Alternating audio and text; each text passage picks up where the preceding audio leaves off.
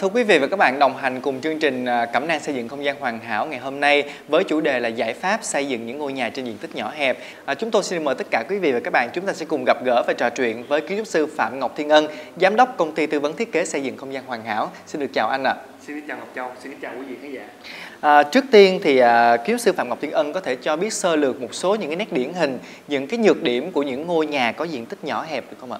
Nhà nhỏ đó thì theo quan điểm của bên Ân á, thì nhà nhỏ là những ngôi nhà có diện tích nó dao động ở khoảng từ 30 đến 50 m², và nó được hình thành trong quá trình mà cái đô thị hóa từ ngày xưa đó, tức là nó phát triển một cách tự phát và ít khi nào mà có quy hoạch, cho nên là ngày xưa thì người dân cứ tự ý phân lô rồi tự ý xây rồi này nọ vân vân rất là nhiều.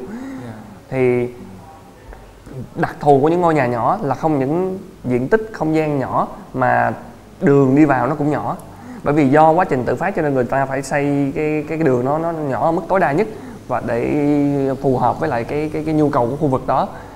Thì do cái đặc thù là vừa diện tích nhỏ, lối vào nhỏ, cho nên đâm ra mỗi lần mà cần xây dựng, sửa chữa hoặc cải tạo thì rất là khó khăn cho cái vấn đề mà vận chuyển vật tư cũng như là cái vấn đề mà thao tác xây dựng. Đồng thời một trong những khó khăn của nhà nhỏ là khi mà xây dựng nhà nhỏ thì thật sự kinh phí xây dựng cao hơn đối với lại nhà lớn. Nhiều người cũng hay tự hỏi nghe là khi mà Ân nói cái đó thì cũng hay hỏi là ồ, tại sao nhà tôi nhỏ thì đáng lý là tiền nó phải ít hơn là nhà lớn. Thì nó thì đúng, nếu xét về một ngôi nhà lớn và một ngôi nhà nhỏ thì chắc chắn số tiền đầu tư vào ngôi nhà nhỏ không thể bằng một ngôi nhà lớn. Tuy nhiên khi tính tỷ lệ đơn giá tiền trên mét vuông xây dựng thì cái nhà nhỏ luôn luôn giá nó cao hơn nhà lớn. Bởi vì thứ nhất, giống như khi Ân đã trình bày với Châu và với quý vị khán giả, do đặc thù địa hình nhà nhỏ cho nên đường nó không có lớn, mà khi đường không lớn á, thì cái mức độ vận chuyển vật tư nó sẽ khó khăn hơn, nó sẽ khó đưa các cái gọi là phương tiện vận chuyển loại lớn vào, cho nên một lần tập kết vật tư không nhiều. Thứ hai, do đặc thù nhà nhỏ cho nên địa bàn thi công cũng nhỏ, cái mặt bằng thi công quá nhỏ thì nó sẽ khó khăn trong cái việc mà vận chuyển vật tư, tập kết vật tư và chứa vật tư. Thì mỗi lần chứa không nhiều thì đâm ra phải đem lại nhiều lần, mà do đem lại nhiều lần nên đâm ra cái giá tiền của vận chuyển nó cao lên. Đồng thời thời gian xây dựng cũng bị kéo dài ra so với lại quy mô ngôi nhà, bởi vì không có thời gian, không có đủ cái mặt bằng thao tác để cho công nhân làm hoạt động trên đó, cho nên một lần chỉ có thể vài người làm được thôi. Còn nhà lớn thì người ta rải người ra nhiều, người ta làm một lúc nhiều vị trí được. Nhưng mà nhà nhỏ thì cho nhiều chủ nhà cũng hay họ nói nhà thầu là sao anh không đem nhiều người tới cho nó nhanh. Bây giờ có đem một đống tới cũng đứng dòm nhau thôi chứ không có địa bàn để thi công, không có vị trí thao tác, tại người này đã đứng làm thì người kia không còn làm được nữa.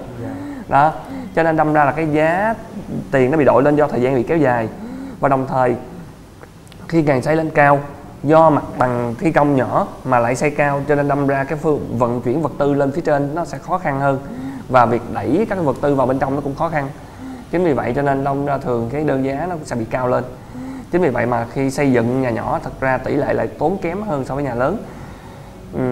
Nhưng mà nó lại bị gặp một cái khó khăn lớn là hầu như chủ nhà nào khi xây dựng nhà mình trên diện tích nhỏ cũng đều nghĩ, do đặc thù nghĩ rằng nhà mình nhỏ cho nên giá tiền nó nhỏ, cho nên đều chuẩn bị một cái kinh phí đầu tư nó cũng nhỏ. Nhưng mà thật sự như vậy thì nó lại bị không đủ để mà giải quyết được cái vấn đề nhu cầu của họ. Và đồng thời cái ngôi nhà nhỏ thì nó sẽ bị cái vấn đề là cái khả năng về giải quyết cái vấn đề thông thoáng sẽ khó khăn, do chủ nhà nào cũng nghĩ rằng nhà mình nhỏ cho nên phải xài triệt để và xài tối đa diện tích, mà đã xài tối đa diện tích thì đâm ra lại khó mà tạo được các cái khoảng thông thoáng để mà cho ngôi nhà nó thoáng. Mà nhà đã nhỏ mà còn bí thì nó sẽ rất là khó chịu. Đó, cái vấn đề nó những cái khó khăn là như vậy.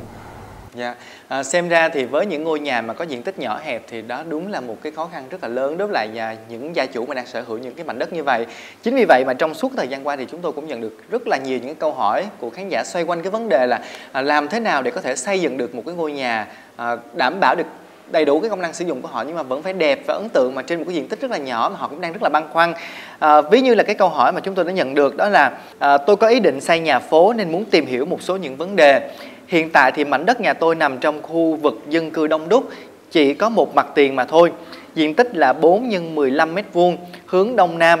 Như vậy thì nhờ kiến trúc sư của chương trình tư vấn giúp những vấn đề cần quan tâm trong thiết kế của loại hình kiến trúc này. Xin chân thành cảm ơn và xin được mời anh ạ. Với cái diện tích xây dựng mà như vậy á, thì thật ra nhà của anh cũng không phải là nhỏ đâu. Vì nếu mà tính trên vậy thì cái diện tích xây dựng nó đã vượt trên 50 m2, thì nó cũng là thuộc loại tương đối. Bởi vì theo quy định của nhà nước, nếu như mà diện tích nhà mình 50 m2, mình được xây 100% diện tích xây dựng. Nếu mà 100 m2 thì mình được xây 80% diện tích xây dựng. Thì còn cái khoảng giữa từ 50 tới 100 thì sẽ dùng công thức tính nội suy để mà tính ra được là mình chỉ được xây bao nhiêu phần trăm. Thì nếu trên 50 m2 thì không còn được tính là nhà nhỏ nữa. Đó. Tuy nhiên với cái diện tích nhà anh là một dạng diện tích nhà phố theo dạng nhà ống và mang tính đại chúng, nghĩa là hầu như đa phần ngày nay nó đều dao động ở khoảng đó 4,15 hoặc 4,16 vân vân trong cái mức độ quy mô xây dựng. Thì cái vấn đề mà thiết kế á, thì nó đối với nhà ống á, nó không những là cái khó khăn trong vấn đề suy nghĩ đối với chủ nhà mà nó cũng là cái khó khăn trong suy nghĩ đối với kiến trúc sư. Bởi vì thật sự xây dựng trên diện tích nhỏ đòi hỏi cái tính thiết kế nó khó khăn và tinh tế hơn đối với cả nhà lớn nữa. Bởi vì trên quy mô lớn mình có thể giống như người ta hay gọi là có đất để diễn, nghĩa là mình có rất là nhiều mặt bằng để mà mình thao tác.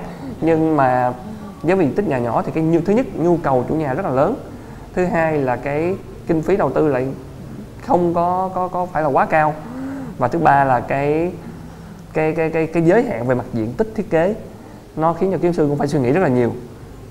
Thì đối với những cái ngôi nhà phố á, thì điều quan tâm đầu tiên nhất trong vấn đề thiết kế là thông thoáng và chiếu sáng.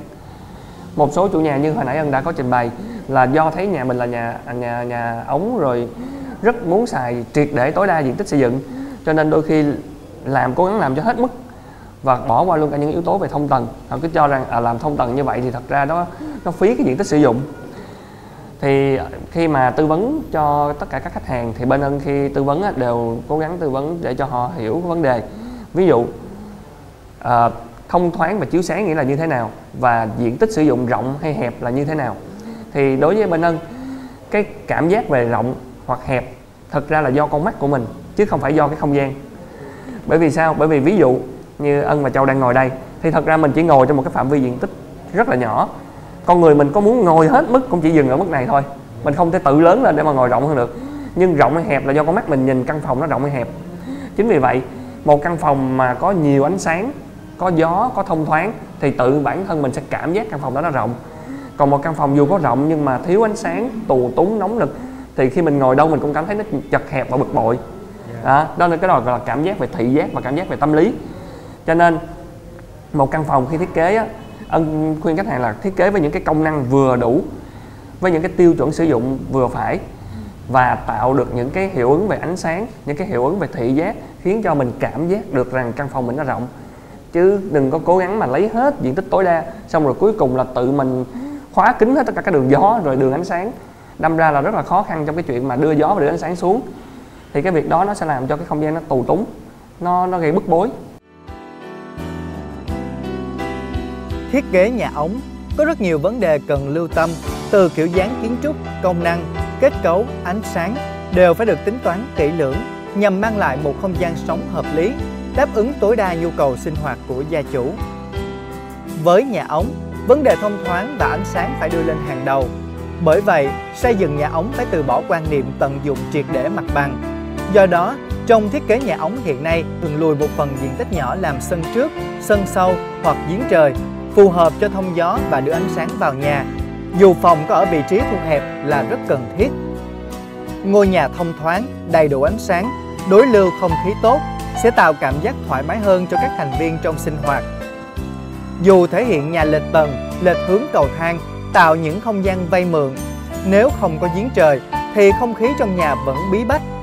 Nhiều nhà tạo 2 giếng trời để mưa rơi tự nhiên hoặc dựng nhà chia thành 2 khối để khắc phục sự buồn tẻ của nhà ống và tạo không gian thoáng đãng.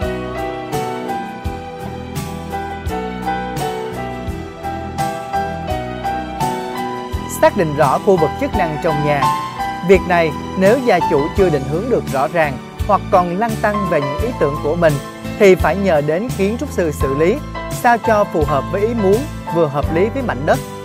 Tuy nhiên, một trường hợp dễ xảy ra đó là sự đối đầu giữa thầy phong thủy và kiến trúc sư trong việc bố trí các công năng sinh hoạt chính như bếp, phòng ngủ và đặc biệt là cửa. Cái khó là nhà ống, mặt thông thoáng, thường không có nhiều sự lựa chọn.